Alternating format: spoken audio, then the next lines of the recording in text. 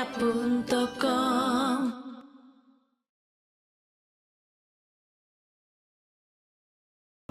Aquí no se corrigen las instrucciones de la planta. En este momento se enciende la cerilla y la planta vuelve a dar un salto de terror. Hay una conexión, por lo tanto, podría seguirles contando este experimento, porque luego le dice a sus alumnos, que eran agentes del FBI, que venían a prepararse, les dice, mediante un sobre secreto, que al ver la planta cada uno tiene que cumplir unas instrucciones. Y a uno le dice que tiene que cortarle una hoja, a otro le dice que tiene que quemarla, a otro le dice que tiene que regarla y a otro le dice simplemente que tiene que pasar a su lado despreciándola sin hacerle caso. Cuando entra cada uno en la habitación, la planta reconoce sus intenciones y cambia violentamente de un estado de paz, de un estado básico, a un estado de miedo, a un estado de felicidad cuando la van a regar, o no se mueve cuando el que entra no tiene una instrucción concreta sobre la planta. Tanto es así que hay un caso famoso que se produce un crimen en una ciudad cercana donde él está haciendo estos experimentos, se produce un crimen en una fábrica y Cliff Buster, como agente, va a ver qué es lo que ha pasado y le sugiere a los compañeros agentes que le pongan un detector de mentiras a una planta que había allí y que haga pasar a todos los miembros, a todos los trabajadores de la fábrica, a ver si alguno le produce terror. Ese es el que ha entrado y ha matado a la persona, porque las plantas son empáticas con lo que le pasa a las personas también. Efectivamente, se hizo, hay un estudio de que esto se hizo claramente y no pasó nada. No sabemos por qué, pero luego se descubrió que el asesino no pertenecía a la plantilla de la fábrica, había entrado por una ventana, venía a robar de fuera. No solo personas con animales. Un caso que yo estudié de pensamiento, de telepatía y de sincronicidad en la bahía de Cádiz. Hay un pescador, probablemente todavía viva, un pescador, Pedro, que salía a pescar en su barquita, echaba sus redes, pescaba una pesca totalmente artesanal, vendía lo que pescaba y demás. Un buen día la mujer quedó embarazada y en los últimos meses tuvo una serie de problemas y entonces Pedro no salía al mar. Curiosamente, cada vez que Pedro salía al mar, le acompañaba un delfín que iba saltando a su alrededor. Y entonces el pescador, de los peces que pescaba, uno se lo tiraba al delfín, el delfín lo cogía, iba hacia atrás corriendo el delfín y con ese sonido gutural de risa, de agradecimiento que ellos hacen. Pero Pedro dejó de ver al delfín porque dejó de ir al mar. Un buen día, cuando ya todo se resolvió, Pedro tuvo un niño y cuando el niño tenía muy pocos días, Pedro decidió ir al mar. Y lo que se le ocurrió en contra de su mujer era llevar al niño al mar con él, para que el niño se fuera acostumbrando al mar. Un bautismo de mar. La mujer se opuso, pero él cogió al niño en un capachito, convenció a la mujer de que había una estabilidad tremenda en el mar, que no iba a pasar nada, que tenía que presentarle el mar, y se llevó al mar. Pedro había ido al mar antes de llevar a este niño y nunca se había vuelto a encontrar el delfín. Él no llevaba al niño para que viera el delfín, llevaba al niño para que viera el mar.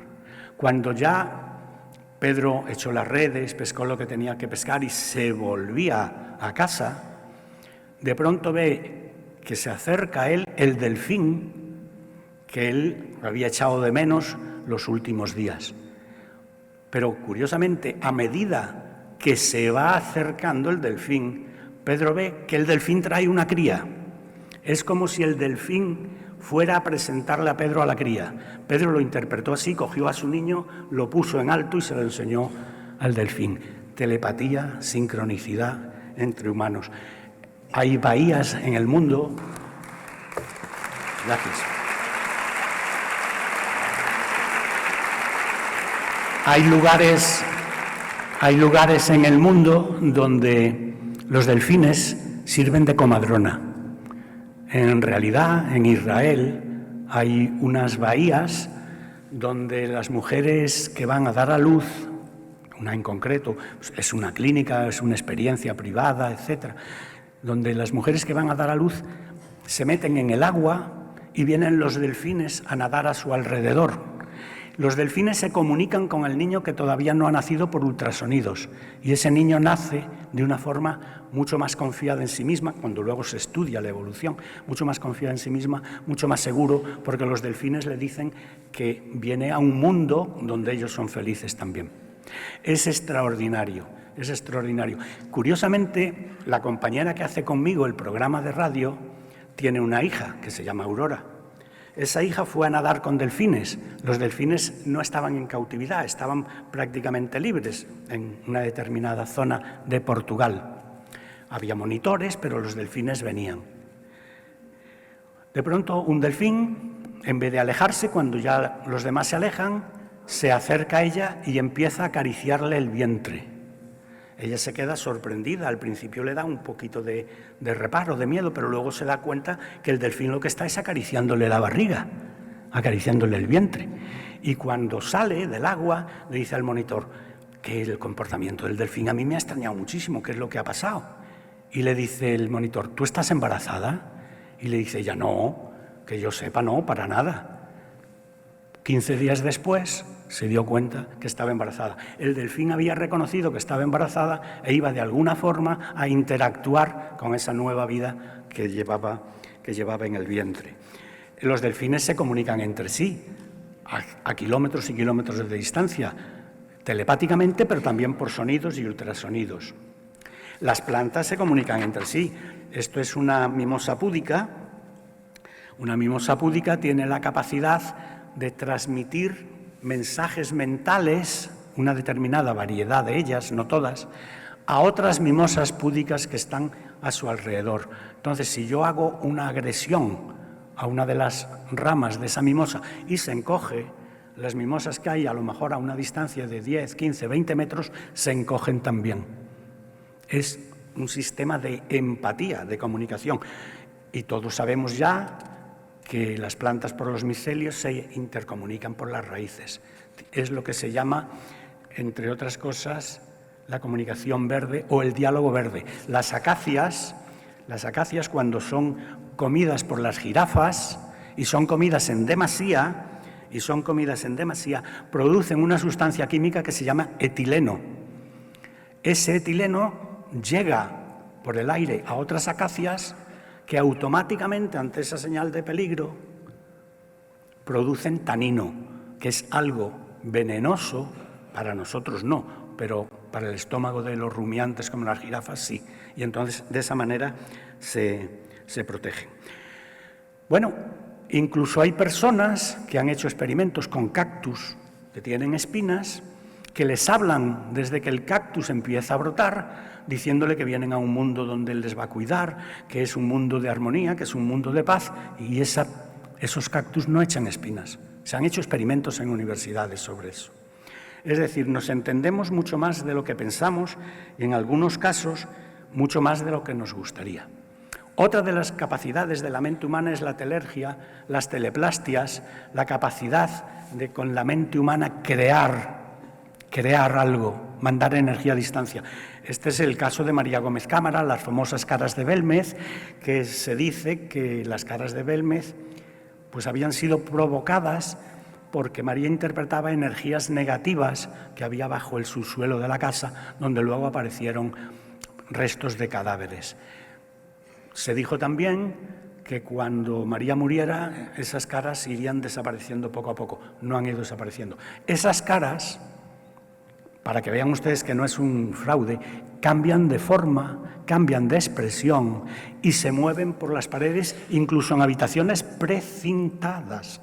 Se mueven.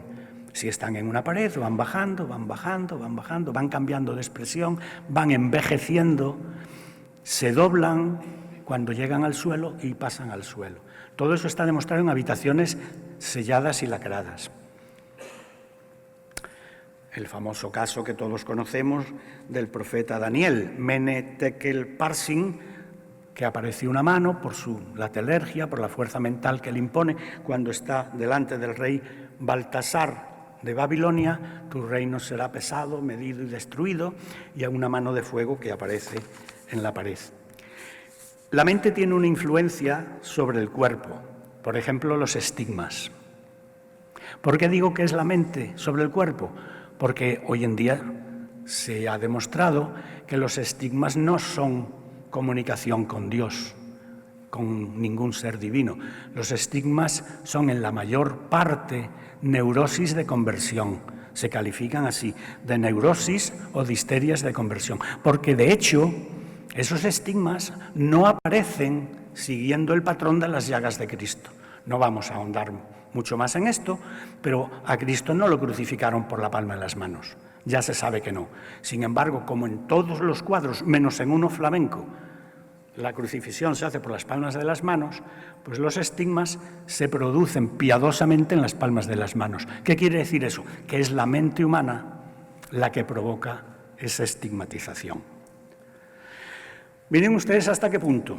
Esto es un caso que estudiamos un grupo de personas en la Mejorada Baja, en un cortijo de Sevilla. Este grupo de compañeros, sin saber nada, se fue a celebrar el cumpleaños de esta chica y aparcó en un sitio donde había un lago y una serie de lo que ellos creían árboles de sombra. Llegaron al lago, efectivamente se llama el lago de Diego Puerta, en Sevilla, porque la finca antiguamente perteneció a Diego Puerta, y encontraron que lo que ellos pensaban árboles eran arbustos que no tapaban el sol. Pero descubrieron que había un cortijo muy cerca que estaba en ruinas y dijeron, bueno, pues nos metemos ahí a la sombra y hacemos una barbacoa y los bocadillos que llevábamos previstos.